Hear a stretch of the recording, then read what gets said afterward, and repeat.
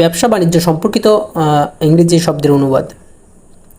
Demand চাহিদা, fixed price একদর, trade ব্যবসা,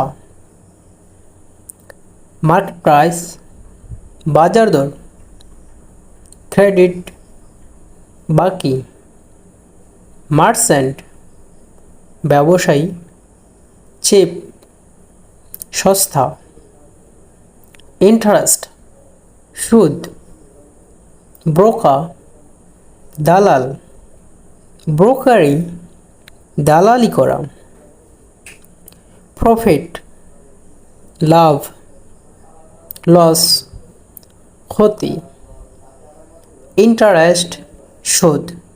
Please follow my page. Don't forget to subscribe my YouTube channel.